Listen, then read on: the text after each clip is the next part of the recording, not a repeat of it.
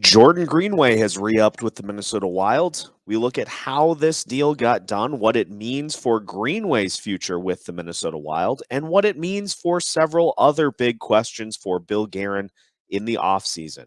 All that and more today on Locked on Wild.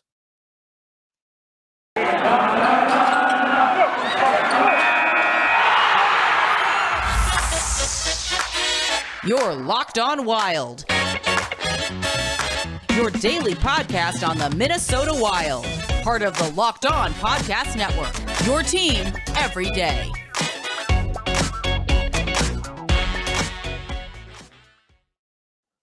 Welcome to another episode of Locked on Wild, your daily Minnesota Wild podcast, part of the Locked on Podcast Network, your team every day.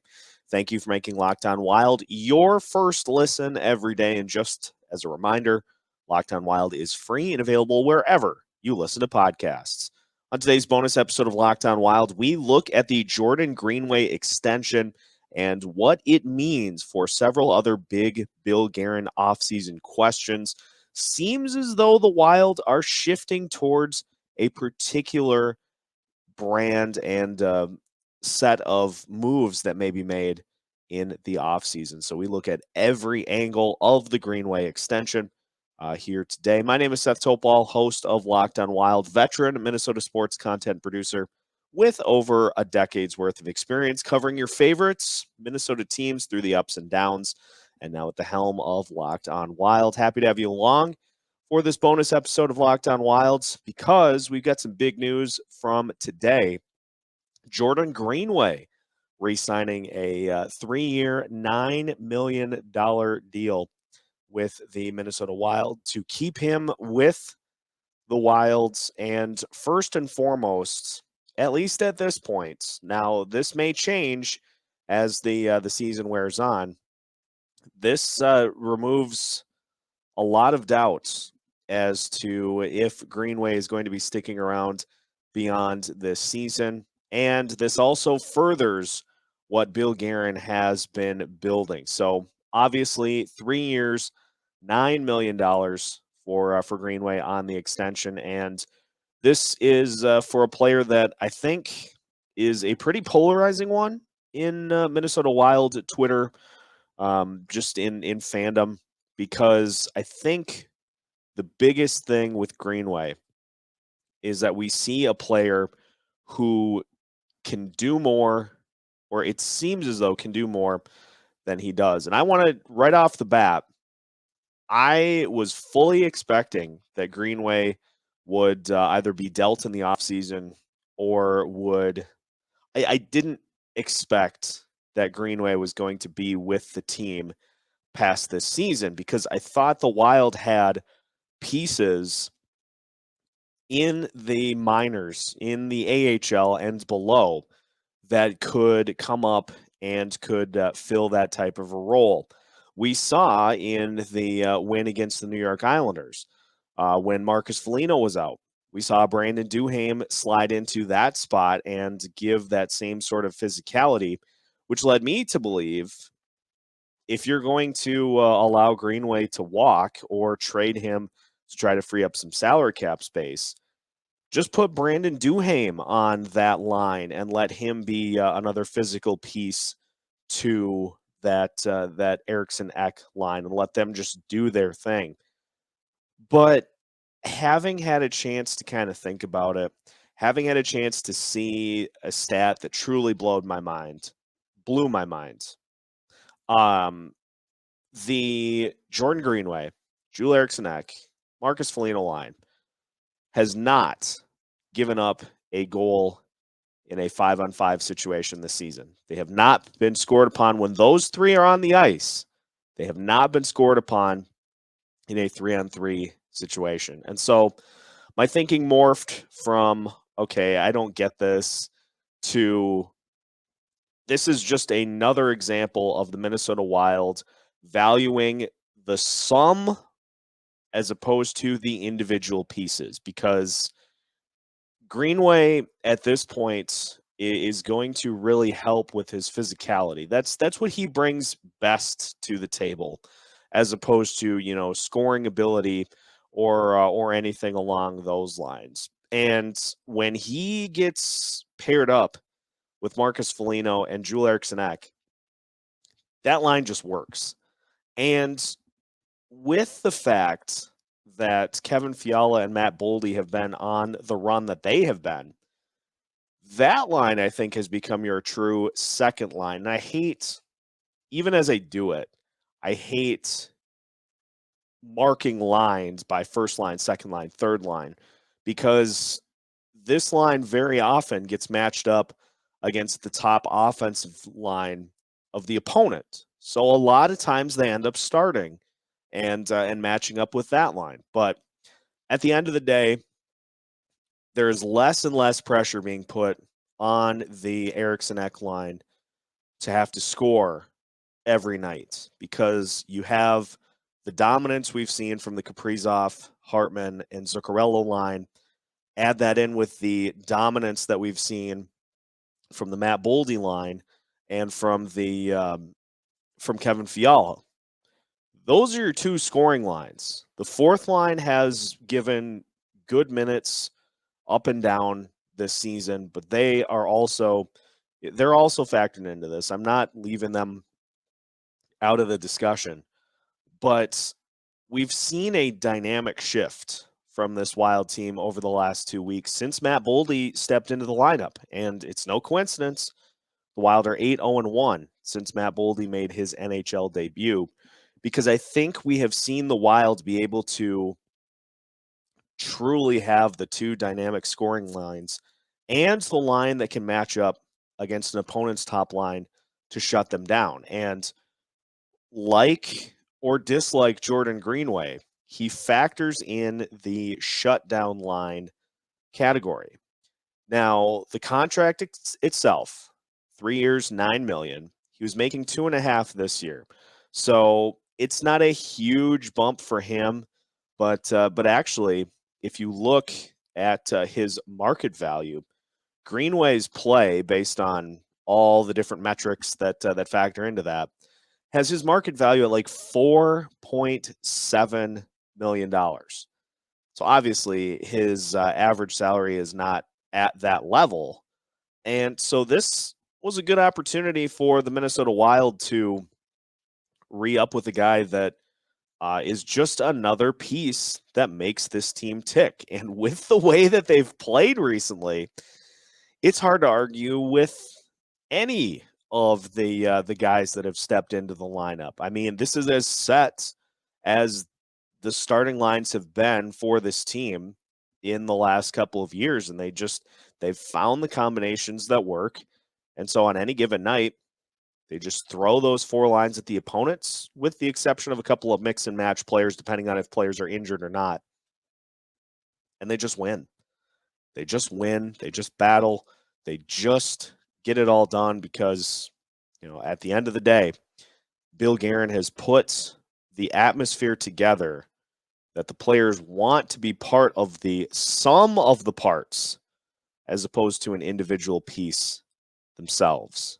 So my thinking on this started off that it was a little bit too rich of an extension for a guy like Jordan Greenway, but it's really, really hard for me to argue with the results that this team has put on the ice this year. And who am I to judge the moves that Bill Guerin thinks are going to help this team win?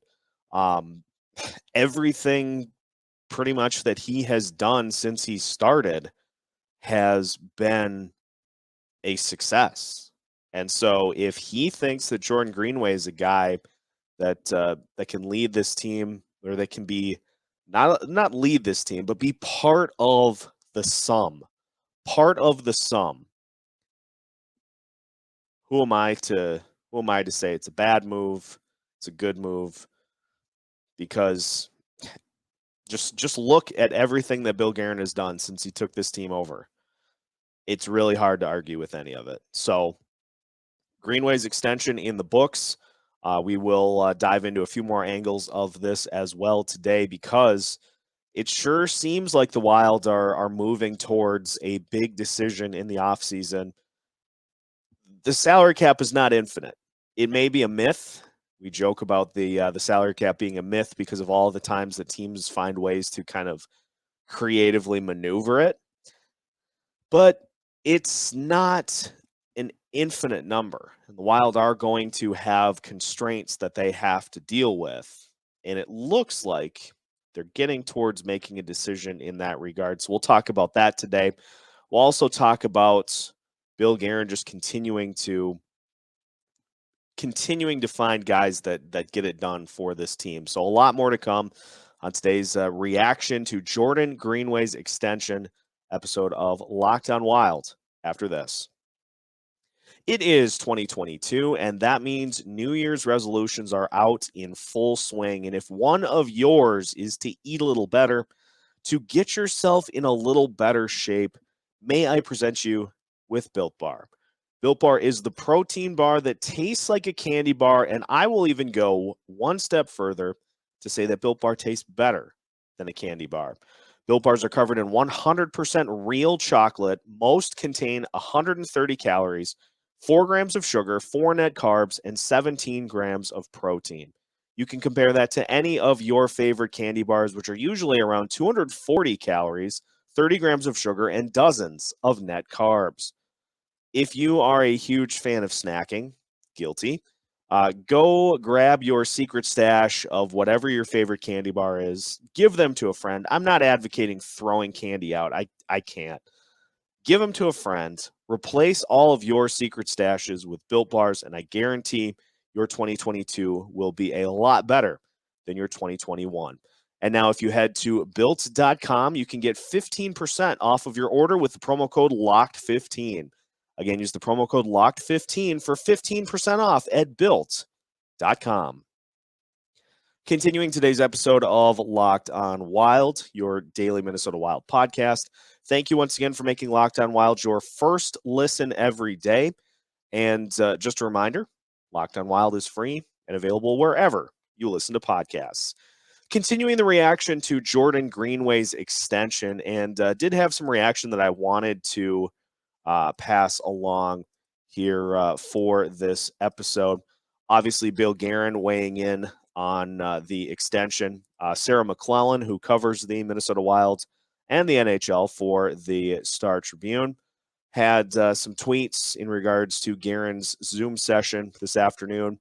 Guerin saying that the deal came together over the last couple of weeks. The team has noticed growth in Greenway and believes that he will continue to improve and continue to be a productive player for this team. So I hopped from that to Brett Marshall of the Sound the Foghorn podcast, friend of the show, mentions that Jordan Greenway's first 16 games this season, he had a 44.23 Corsi 4 percentage when he was on the ice. Now, keep in mind, Corsi 4 percentage is the percentage of time that your team is possessing the puck when you're on the ice. So 44%, not great. And the goal differential was +5 for the Wild when Greenway was on the ice.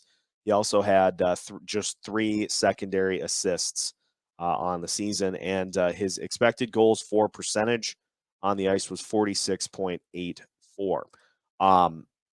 Those numbers are not great, and I think that's when the chatter about Greenway got the loudest, to where this is a guy that I think we can just bring up a Connor Dewar to come and play on that line and get the same production without having to worry about the amount of money being shelled out for a guy like that. But then we have the turning points, and as Brett notes in his tweet, in Greenway's last 17 games from November 28th onward, and this is right around the time that the Minnesota Wild really clicked it into high gear. Greenway has a 55.05 expected goals for percentage. Now, what that means is that if a goal is scored when Jordan Greenway is on the ice, any line combo, the expected goals for percentage, it means that 55% of the time that goal being scored is by the Wild. So there are obviously a lot of factors that go into that. And, as I continue with this, trying to get a little better on the stats side of things. But the expected goals for percentage taking a noticeable bump. Corsi for percentage up to an even 50%.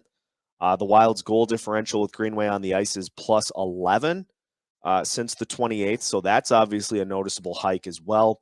And Greenway has also chipped in himself with 4 goals and 6 assists in his last 16 games. So Greenway has picked up his play, and quick side, another example of Dean Evason being able to get the most out of the guys out on the ice. We saw this with Kevin Fiala. Now, some of Kevin Fiala's production is due to the fact that Matt Boldy is on his line, but still, Dean Evason knowing what buttons need to be pushed for everybody on the roster, and Greenway has been better statistically since that November 28th stretch in those last 16 games. So obviously that stretch enough for Guerin to decide that it's time to try to lock in Greenway for beyond just this season.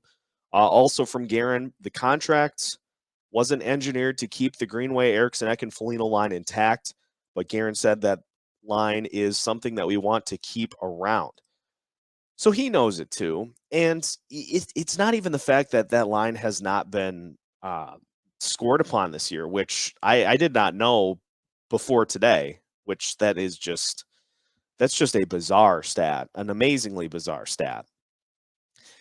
It's nice to have that line that if you need somebody to go out there and just be physical and try to wear down and slow down an opponent's top line, that's the line that can do it.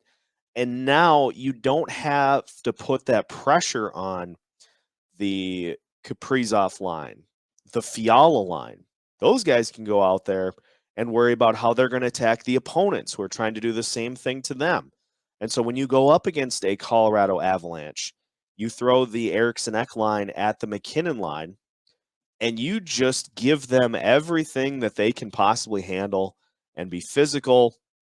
And then you pick your matchups beyond that with the Kaprizov line, the Fiala line, and even the fourth line with Nico Sturm, who, by the way, is another guy. I don't have anything to go off of with this, but it seems as though Bill Guerin is very highly valuing continuity and keeping this group intact as much as possible. Don't be surprised if Nico Sturm is another guy that the Wild try to line up an extension with. He is a restricted free agent after this season is done. So it's actually, now that I mention it to myself, I'm not sure if it was that Sturm is a restricted or unrestricted free agent, but nonetheless, he is a guy that is going to need to be re-signed if the Wild want to keep him as part of the current core. And with how that fourth line is played, I would think that you'd want to at some point here this offseason. Nico Sturm is actually an unrestricted free agent after this year. So even more of an onus for Bill Guerin to maybe go try to get a deal done with Sturm to keep that line intact and give them an opportunity to just continue to grow and build again as part of the sum of this Wild team. So just some great stuff from all around the Minnesota Wild podcast landscape in terms of numbers and stats for Jordan Greenway. Again, we got to look at the Greenway signing as being part of that line and what makes that line so good. He's also contributing himself, so keep that in mind. I know there's been a lot of reaction on both sides of the aisle, but Greenway is re-signed. And as I alluded to, I think this leads to some interesting questions that we're getting closer to answers for from General Manager Bill Guerin on the future of other Minnesota Wild players. We will finish today's episode debating just that here on Locked on Wild.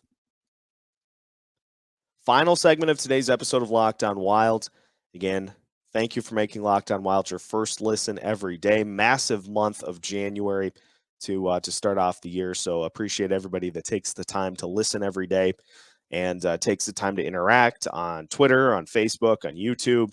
Always enjoy getting a chance to chat with listeners about our favorite Minnesota hockey team. So, as I said, this is starting to lead us towards a fascinating fork in the road, I think, for this Minnesota Wild team. This offseason, the Minnesota Wilds are going to once again enter the restricted free agent realm with one Kevin Fiala. It was a slow start for Fiala coming into this season and starting up this year, but enter Matt Boldy, and Kevin Fiala is on a 11-game point streak. Now, that obviously started before Boldy got put into the lineup, but you look at what Kevin Fiala did in the month of January. He had 6 goals and 6 assists, was a +9, and had 12 points in those January games. That was after a 3-point start to the season in October, but I think it stems from him getting more confident, and I think it stems from him having Boldy as a guy that he can rely on the other end of that line, that he can basically just play catch with. You saw the Wild commercial with Zuccarello and Kaprizov passing the coffee cup back and forth. He just needed a guy that he could do that with so they can make plays. And, no knock on Freddie Gaudreau. He's just more of a defensive center, but he certainly has been chipping in to that line's success.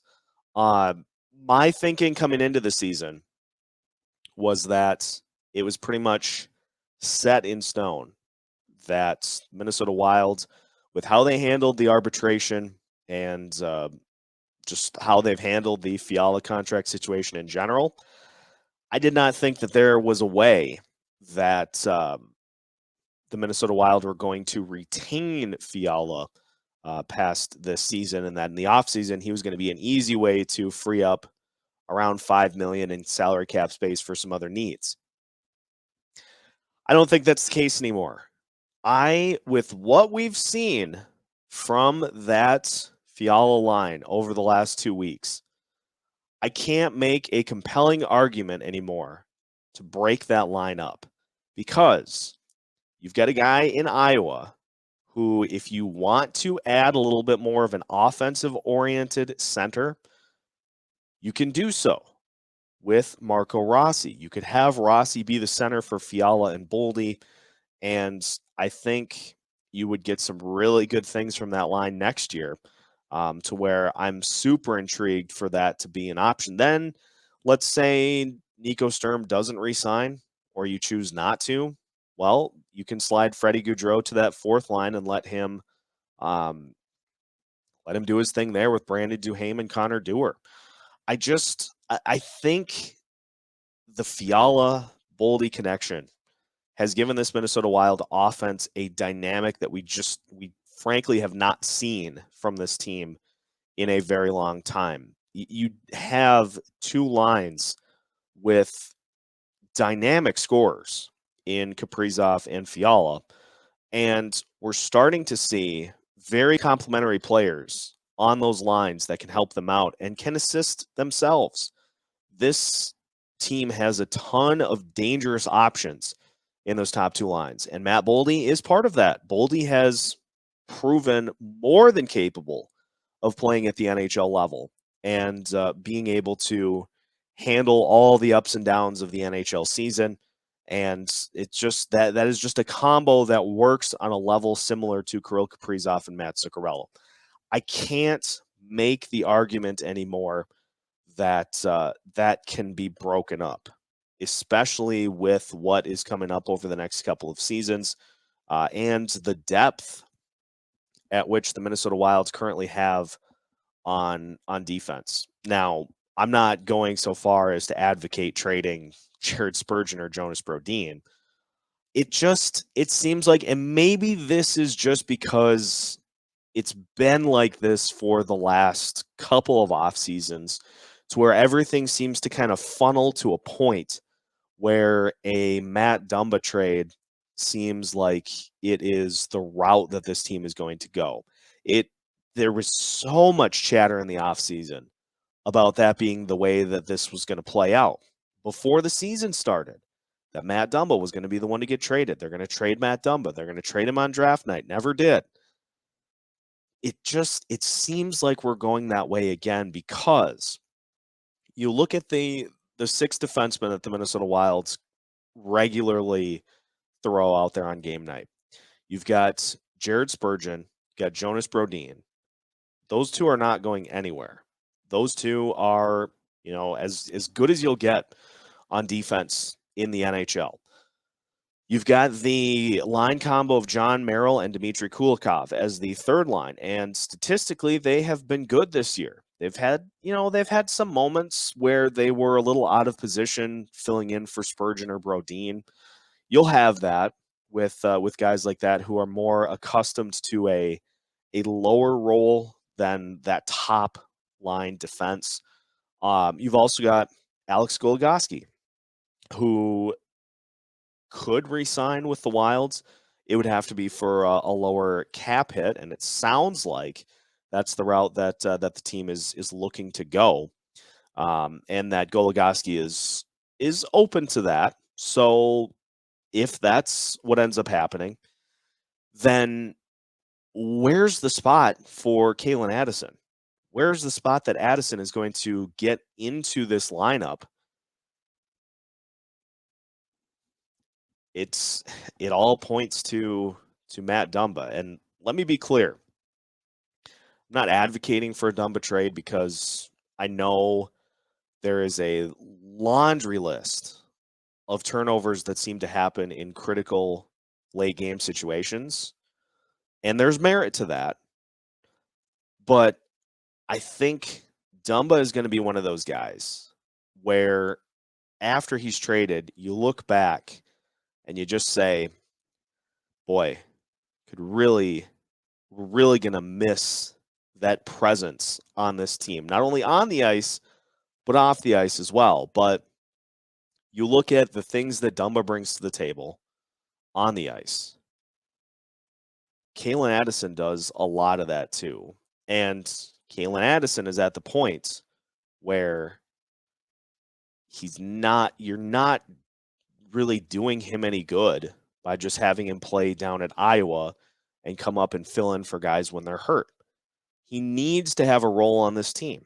And the only spot I can really see, unless somehow the Wilds do not re-sign Alex Goligoski, they manage to keep Matt Dumba, and they slot Calen Addison into that spot, that is another possibility. It's just, I think if you're looking at what Dumba brings and what Addison has brought, I think it's pretty similar, and it just connecting dots. It just seems like kind of the spot that this team is going. So we will later in the week, going to let that percolate for a little bit. Later in the week, we will full out debate the merits of keeping Kevin Fiala or Matt Dumba.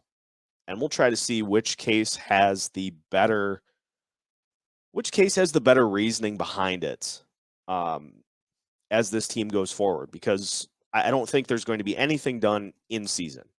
And I'm fine with that. This roster, the way that they've been playing, it is really hard to make an argument, despite my best efforts, to make any sort of big changes, because this formula, this roster works.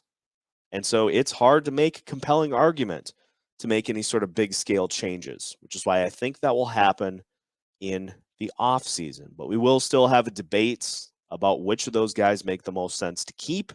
So you can tune in for that later on here this week in Locked On Wild. But that is going to wrap it up for today's episode. Again, just to summarize, the Jordan Greenway extension, really more of a sum of all of the parts, and Greenway being such an important part of that Eriksson Ek line. That's why that deal got done. And it leads me to believe that there are going to be some other moves that we're getting a little closer towards knowing the answers to once we get to the offseason. So thank you for listening to today's bonus episode of Locked On Wild. Now that your first listen of the day is done, make sure that you head over to Locked On NHL. Locked On experts covering the biggest stories around the NHL every Monday through Friday in less than 30 minutes. Locked On NHL is free and available on all podcast platforms. Just like Locked On Wild, we are available wherever you listen to podcasts. We're available anytime you want to listen as well. Make sure to check us out on your favorite social media channels as well: Facebook, Twitter, Instagram, and YouTube. We are keeping you as up to date as possible on your favorite hockey team here in the state of hockey. Because if a puck drops anywhere in Minnesota, Locked On Wild has you covered with new episodes every Monday through Friday as part of the Locked On Podcast Network.